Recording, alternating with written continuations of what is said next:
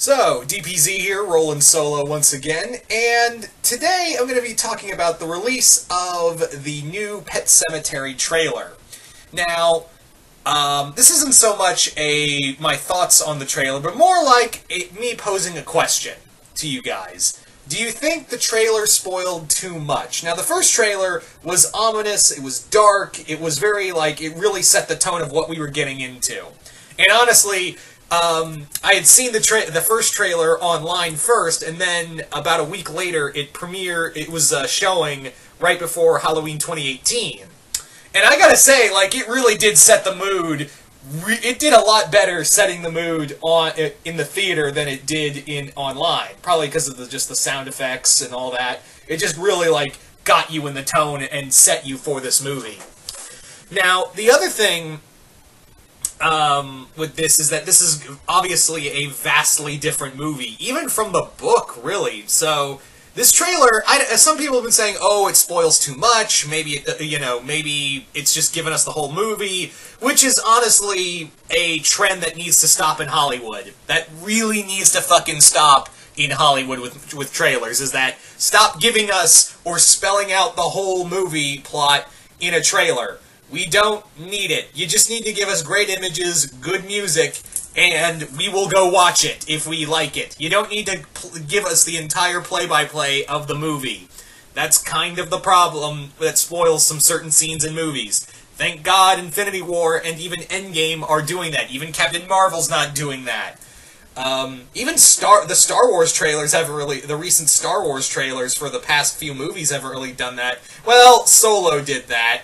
Well, yeah, Solo kind of did that, but what could you do with that? Anywho, getting back to this is that we see some major changes for this movie.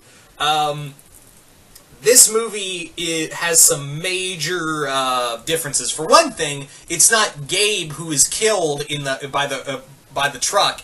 It is the older daughter, and I was like, "Whoa, really? Holy shit!"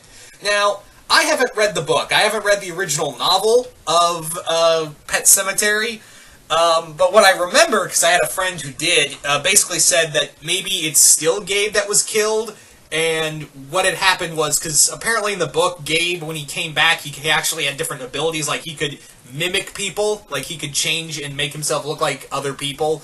That's why he could make himself look like his mother's sister that had the disease.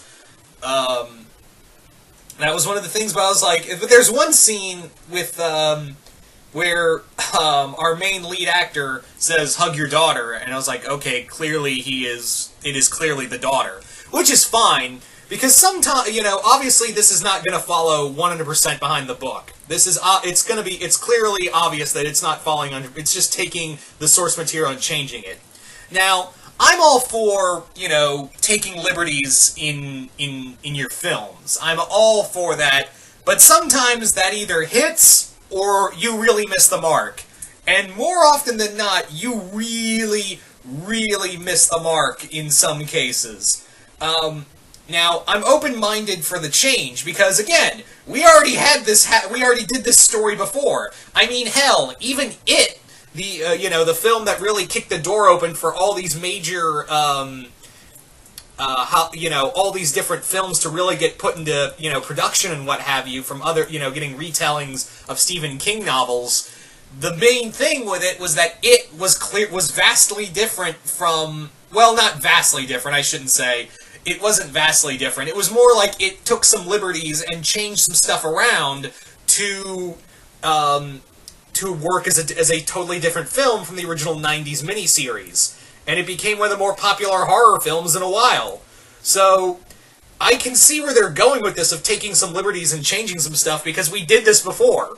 And I think that's kind of the thing with Stephen King novels, is that no one is ever going to, even in the original films, no one is ever going to have a direct adaptation of a King novel, because one, the lore is a little complicated, two, some of the shit you just cannot do. You cannot just replicate some of the shit in those Stephen King novels. So that's another thing. So it stands to reason that you could in theory, get away with with changing some stuff in the book, because even the original films didn't follow the book 100%. So, yeah, because I think that's the other thing with a remake, is that you don't need to do a step-by-step remake of the original film. Sometimes it's like a cover song. Don't give me the same thing over again, put a little spin into it. Or I could just go listen to the original song. That's how I kind of see remakes, is that if you're going to do something different, you got to at least make it work, or, have some spice to it. I don't know, am I making sense here? I don't think I am. But basically what I'm saying is, don't try to do the same thing step by step. If we could do that, we just go watch the original thing. Remember that remake of Psycho with Vince Vaughn, and how it was pretty much a shot-for-shot remake of that film? It makes you go, yeah, it's a poor man's Psycho. If I wanted to watch Psycho, I would skip Vince Vaughn and go right back to the original film. Just saying. So yeah, I'm actually kind of glad that Pet Sematary I think they took a step back and went, yeah, if we wanted to do that, we could just do this. The other thing I'm finding interesting is because there's another thing in the novel of this dark spirit that is kind of in control of everything, and I'm glad they bring it up. They actually regard this dark spirit, which kind of looks like a Wendigo from Native American lore. So that's going to be interesting to see. I'm also curious of how they're going to do Rachel's sister. Oh, that's going to be disturbing. What else? So yeah, they haven't shown us everything, but they did show us a little too much.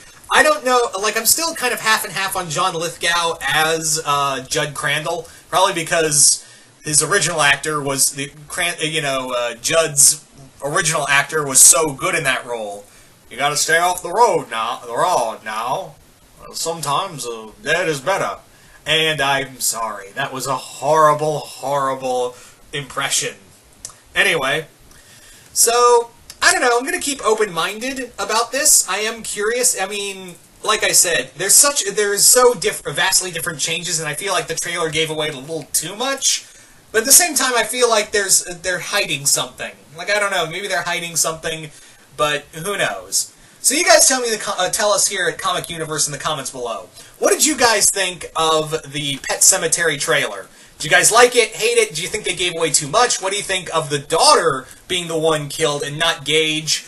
What do you think of the Dark Spirit? How do you guys feel about the cast? I think it's a solid cast. I know I'm saying it's a solid cast when I can't remember half the fucking names of the actors, but that's just me and my stupid ass. But,